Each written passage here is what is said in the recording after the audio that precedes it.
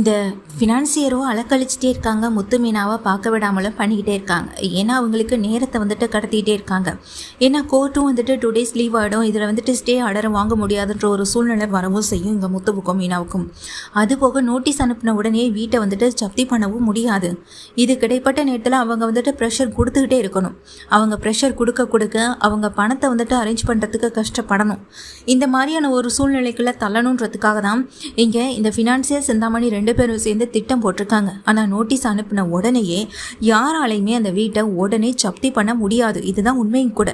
இது எல்லாமே அண்ணாமலைக்கு தெரிஞ்சிருந்தும் கூட 60 நாட்கள் எப்படியுமே கோர்ட்டில் வந்துட்டு டைம் கொடுப்பாங்க. அந்த டைம் படி தான் அவங்க பணத்தை வசூலிக்கவும் முடியும். இது கிடைப்பட்ட நாட்கள் உள்ள ஃபினான்சியர் அழுத்தம் கொடுத்தா மட்டுமே தான் அந்த வீட்டை ஜப்தி பண்ணுறதை பற்றி கோர்ட்டில் வந்துட்டு இங்கே யோசிக்கவும் செய்வாங்க. இந்த மாதிரியான சுச்சுவேஷன் நடக்குதுன்னு தெரிஞ்ச உடனே அண்ணாமலையும் இனி வீட்டில் இருக்கவங்களும் இந்த வீட்டை விட்டு கிளம்பணும்னு முடிவு பண்ணி வெளியே வந்துடுறாங்க.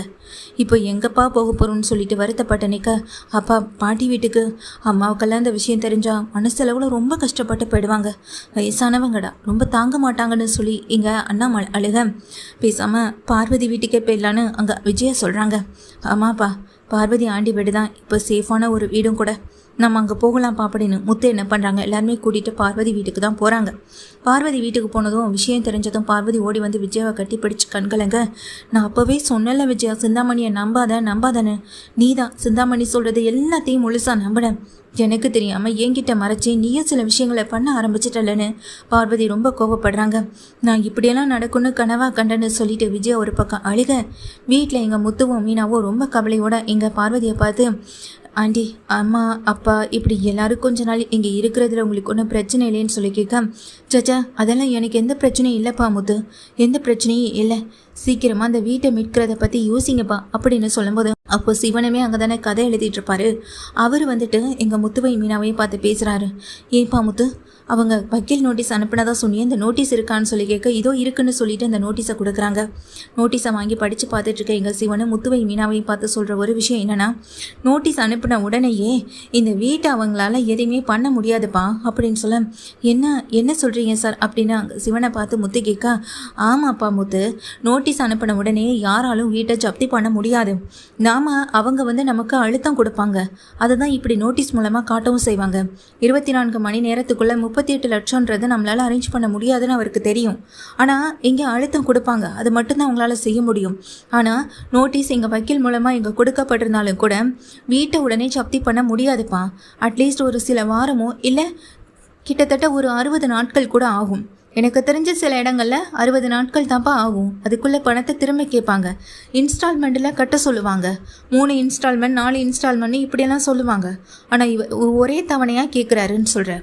38 லட்ச ரூபாயும் ஒரே தவணையில் கட்ட முடியாது, வேணா ஒன்று பண்ணலாம், நீ அந்த ஃபினான்சியர் மேலே ஒரு கேஸ் போடலாம் அப்படின்னு சொல்கிறாங்க. இதை கேட்ட உடனே முத்து வந்துட்டு யோசனை பண்ணிக்கிட்டே நிற்கேன், என்னப்பா யோசிக்கிறேன் அப்படின்னு சொல்லும்போது, இல்லை நாங்கள் தான் அவர்கிட்டேருந்து கடன் வாங்கியிருக்கோம், அந்த கடனை நாங்கள் அடைக்க முடியாமல் இருக்கோம், அவர் மேலே நாங்கள் வேறு எப்படி கேஸ் போட அப்படின்னு சொல்லி கேட்க, நீ வாப்பா முத்து அப்படின்னு சொல்லிட்டு முத்துவை கூட்டிகிட்டு கிளம்புறாங்க. பார்வதி நீ இவங்க எல்லாரையும் பார்த்துக்கோன்னு சொல்லிட்டு சிவன் என்ன பண்ணுறாங்க, முத்துவையும் ரவியையும் கூட்டிக்கிட்டு நேராக ஸ்டேஷனுக்கு போகிறாங்க. ஸ்டேஷனுக்கு போயிட்டு அந்த ஃபினான்சியர் மேலே கம்ப்ளைண்ட்டை கொடுக்குறாங்க. கொடுத்துட்டு வெளியே வந்ததுக்கு பிறகு நம்ம கொடுத்த கம்ப்ளைண்ட் வந்துட்டு எடுத்துப்பாங்களா, ஸோ இது மூலமாக எங்களுக்கு ஏதாவது டைம் கிடைக்குமான்னு சொல்ல உறுதியாக சொல்ல முடியலை, ஆனால் கிடைக்குன்ற நம்பிக்கையை மட்டும் வைப்பா முத்துன்னு சொல்லிடுறாங்க.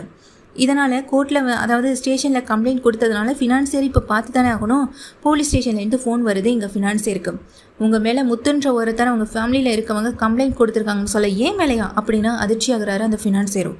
ஆமாம் சார், உடனே வாங்க அப்படின்னு சொல்லி கூப்பிட்டுறாங்க ஸ்டேஷனுக்கு. இதனால் ஃபினான்சியரும் நேராக ஸ்டேஷனுக்கு கிளம்பி வராரு. ஆல்ரெடி சிந்தாமணிக்கு இன்ஃபார்ம் பண்ணிடுறாங்க. சிந்தாமணி அந்த ஸ்டேஷனில் கம்ப்ளைண்ட் என்ன கொடுத்துருக்க போகிறாங்க, டைம் கேட்பாங்க, நீங்கள் அழுத்தம் கொடுக்குறீங்க, ப்ரெஷர் கொடுக்குறீங்கன்னு கம்ப்ளைண்ட் கொடுத்துருப்பாங்க, அதனால் அதை பற்றியெல்லாம் நீங்கள் யோசிக்க வேணாம், நான் பார்த்துக்கிறேன்னு சிந்தாமணி சொல்லிடுறாங்க. ஃபினான்சியரும் நேராக ஸ்டேஷனுக்கு கிளம்பி வந்துடுறாரு. சிவன் நிற்கிறாங்க, சிவன் கூட ரவி அப்புறம் முத்துன்னு எல்லாமே இருக்காங்க. அங்கே வந்ததுக்கு பிறகு ஃபினான்சியர் நிற்க, சார் என் மேலே ஏன் சார், யார் சார் கம்ப்ளைண்ட் கொடுத்ததுன்னு கோவத்தோட ஃபினான்சியர் வந்து கேட்க, இதோ இவர் தான் அப்படின்னு சொல்கிறாங்க. சார் நான் என்ன சார் தப்பு பண்ணேன், நான் தான் சார் நியாயமாக பார்த்தா இவங்க மேலே கம்ப்ளைண்ட் கொடுத்துருக்கணும், ஆனால் இவங்க மேலே கம்ப்ளைண்ட் கொடுக்காம வக்கீல் மூலமாக நோட்டீஸ் அனுப்பியிருக்கு சார், அதனால தான் கோவத்தில் இவங்க ஏதேதோ பண்ணிட்டு இருக்காங்கன்னு சொல்ல அதுக்கு ஒன்னே அங்கே இருக்க போலீஸும் எல்லாம் தெளிவாக இந்த கம்ப்ளைண்ட்டில் எழுதியிருக்காங்க, அதை நீங்கள் தனியாக சொல்லணும்னு அவசியம் இல்லைன்னு சொல்ல, சார் எங்கிட்டேருந்து 38 லட்ச ரூபா நான் கடன் வாங்கியிருக்காங்க சார், இன்னும் அந்த பணத்தை திருப்பி கொடுக்கல, எனக்கு அவசரமாக பணம் தேவைப்படுது என்னுடைய கம்பெனி செலவுக்காக, அதுக்காக தான் சார் நான் பணத்தை திருப்பி கேட்டேன், 24 ஹவர்ஸில் எப்படியாச்சும் அந்த பணத்தை திருப்பி கொடுக்க சொல்லி நான் கேட்டிருக்கேன் அப்படின்னு சொல்ல, ஏன்பா உனக்கே ஒரு நியாயம் வேணாமா, நீ பண்ணிக்கிட்டு இருக்க தொழிலே ஃபினான்ஸ் தொழில், 38 லட்ச ரூபாயை எதன் அடிப்படையில் எந்த நம்பிக்கையில் நீ அவருக்கு எழுதி கொடுத்தேன் அப்படின்னு சொல்லி கேட்க, அவங்க வீட்டு பத்திரத்தை அடமானம் வச்சு தான் சார் இந்த கடனை வாங்கியிருக்காங்கன்னு சொல்ல, அவங்க வீட்டை நம்பி நீ கடன் கொடுத்ததெல்லாம் சரி, ஆனால் கேட்குறதுக்கான டைம்ன்ற ஒன்று இருக்குல்ல, 24 ஹவர்ஸில் ஒன்றா இவங்களால எப்படி அவ்வளோ பணத்தை திருப்பி கொடுக்க முடியும் அப்படின்னு சொல்லி கேட்குறாங்க. சார் எனக்கு அவசரமாக பணம் தேவைப்படுது அப்படின்னு சொல்லும்போது, சரி உனக்கு பணம் தேவைப்படுதுன்றதுக்காக வக்கீல் நோட்டீஸ் அனுப்பி நீ அவங்கக்கிட்ட பணம் கேட்டது எல்லாமே சரிதான், ஆனால் ஏற்கனவே நீ அவங்களுக்கு டைம் கொடுத்துருந்த, 3 மாதத்தில் திருப்பி தரேன்னு அவங்களும் சொல்லியிருக்காங்க, அது மட்டும் இல்லாமல் திருப்பி தரத்துக்காக அவங்க 10 லட்ச ரூபா பணத்தை இங்கே கொடுக்கவும் செஞ்சுருக்காங்க, 48 லட்ச ரூபாயில் 10 லட்சம் அவங்க உங்ககிட்ட கொடுத்ததுக்கான ரெசிப்ட் கூட இப்போ அவங்க கையில் இருக்குது, அதுக்கு நீ சைன் பண்ணி கையெழுத்து போட்டு கொடுக்கவும் செஞ்சுருக்க, அந்த ரெசிப்டை நானும் பார்த்துட்டு தான் பேசுகிறேன், அவங்க 48 லட்ச ரூபா கடன் பட்டிருக்கும் போதும் 10 லட்சம் பணத்தை ஏற்பாடு பண்ணி அவங்களால கொடுக்க முடிஞ்சிருக்கு, 3 மாதம் டைம் கொடுத்ததுனால தானே அவங்களும் அதுக்காக ஒர்க் பண்ணிகிட்ருக்காங்க, எப்படியும் அந்த பணத்தை திருப்பி தந்துடுன்னு சொல்கிறாங்க, உனக்காக உன்னை ஏமாற்றி விட்டுட்டு இங்கேருந்து தப்பிச்செல்லாம் ஓடலையே, ஃபேமிலியோடு அங்கே தானே இருக்குன்னு சொல்கிறாங்க, அது ஏன்ப்பா நீ புரிஞ்சுக்க மாட்டேன் அப்படின்னு சொல்லி கேட்க, இல்லை சார் அது வந்து அப்படின்னு தயங்கியபடி அங்கே அவர் பேசவும் செய்கிறாங்க, இங்கே பார் நீ தான் ஆரம்பத்தில் 3 மாதம் டைம் தரேன்னு சொல்லியிருந்த, இப்போ அவசர தேவை பணம் இருக்குன்னு ஒருத்தவங்களை நீ டார்ச்சர் பண்ணுறதும் தப்பு, அவங்கக்கிட்ட பணம் இல்லைன்னு தெரிஞ்சும் வக்கீல் நோட்டீஸ் அனுப்பியிருக்க, நோட்டீஸ் அனுப்பின உடனே வீட்டை ஜப்தி பண்ணிடுவாங்கன்னு உனக்கும் தெரியாது, நோட்டீஸ் அனுப்பின உடனே வீட்டை ஜப்தி பண்ணுவாங்கன்னு உனக்கும் தெரியும், ஆனால் நீ அவங்களுக்கு நோட்டீஸ் அனுப்பினது ப்ரெஷர் கொடுக்கறதுக்காக தான், நீ அவங்கள மைண்ட் அளவில் டார்ச்சர் பண்ணுறதுனால அவங்க ஏதாவது செஞ்சுக்கிட்டாங்கன்னா அப்போது அவங்களுக்காக நீ பொறுப்பாக முடியுமான்னு சொல்லிட்டு கேட்குறாங்க. சார் அப்படிலாம் எதுவும் பண்ண மாட்டாங்க சார் அப்படின்னு அவர் சொல்லும்போது அதுக்கு உடனே சிவன் சொல்கிறாங்க, சார் நானும் ஆல்ரெடி இந்த மாதிரி ஸ்டேஷனில் ஒர்க் பண்ண வந்தா சார், இப்போ ரிட்டையர்மெண்ட் ஆகிட்டு நானும் புதுசாக ஏதாவது வேலையெல்லாம் ஒர்க் பண்ணிக்கிட்டு இருக்கேன் சார், அது போக நீங்கள் இந்த ஃபினான்சியர் பற்றி கேள்விப்பட்டிருப்பீங்க, வட்டிக்கு அதிகமான கடன் வசூலிக்கிறதா இவருடைய வேலையே, இவரும் சிந்தாமணின்ற லேடியும் தான் அதிகமான இங்கே வட்டிக்கு பணம் கொடுத்து பல பேருடைய வாழ்க்கையை கெடுத்துட்டு இருக்கவங்களும் கூட, வட்டிக்கு பணம் கொடுக்கறது தவறு இல்லை சார், நியாயமான வட்டிக்கு பணம் கொடுக்கணும், இங்கே வட்டிக்கு மேலே வட்டியை போட்டு அதை ரெட்டிப்பாக்கணும்னு முயற்சி பண்ணுறவங்க தான் இவங்க, இப்போ கூட இந்த 38 லட்ச ரூபா அசலுக்காக இவங்க வந்து நிற்கலை, இந்த நேரத்தில் இதுக்கு ஏதாவது வட்டி போடலாமான்னு யோசிக்கக்கூடியவங்க தான் இவங்கெல்லாம் அப்படின்னு சிவனும் சொல்கிறாங்க. இதெல்லாம் கேட்டதும் ஃபினான்சியருக்கும் வந்து சிவனுடைய சட்டையை பிடிக்க, சிவனும் அவர் சட்டையை பிடிச்சி தள்ளிவிட்டு, பார்த்தீங்களா சார் உண்மையை சொன்ன உடனே எந்த அளவுக்கு கோவப்பட்டு என் சட்டையை பிடிக்கிறான்னு நீங்களே பார்த்தீங்களா சார் அப்படின்னு சொல்ல, என்னையா என்ன ஏன் முன்னாடியே உன்னுடைய வீரப்பா காட்டுறியான்னு சொல்லிட்டு அங்கே உட்காந்துருக்க போலீஸ் வந்து ஃபினான்சியரை திட்டுறாங்க.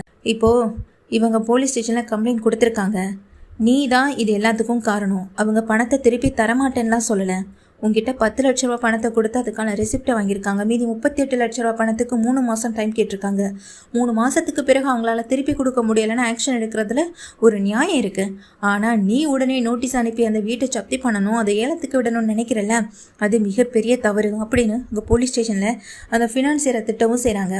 இதனால் ஃபினான்சியர் தலை குனிஞ்சபடி நிற்க, இங்கே பார் கொடுத்த என் நோட்டீஸை வக்கீல் மூலமாக வாபஸ் வாங்கு, அதுதான் உனக்கும் நல்லது, இல்லைனா அப்புறம் ஓ மேலே ஆக்ஷன் எடுத்து உனக்கு எதிராக நான் உங்ககிட்ட கடன் வாங்கினவங்க எல்லார்கிட்டையும் ஆக்ஷன் எடுக்க முடியும் அப்படின்னு போலீஸ் சொல்கிறாங்க. இதை கேட்ட உடனே ஓகே சார் நான் வாபஸ் வாங்கிடுறேன் அப்படின்னு அந்த ஃபினான்சியர் சொல்லவும் செய்கிறாங்க.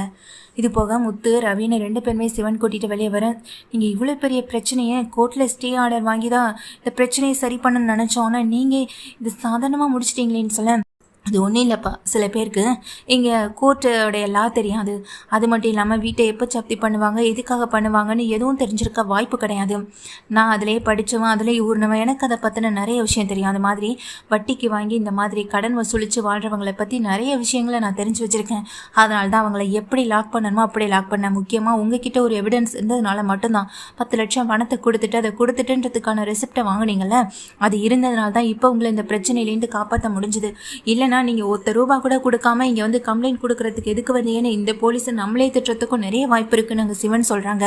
இதனால் முத்துவுக்கும் ரவிக்கும் ஒரு புதுசாக கான்ஃபிடென்ட் கிடச்சிருது. இதை நினச்சி நீங்கள் கவலைப்பட வேண்டாம். இனி நீங்கள் உங்கள் வீட்டில் போய் சந்தோஷமாக இருக்கலாம்.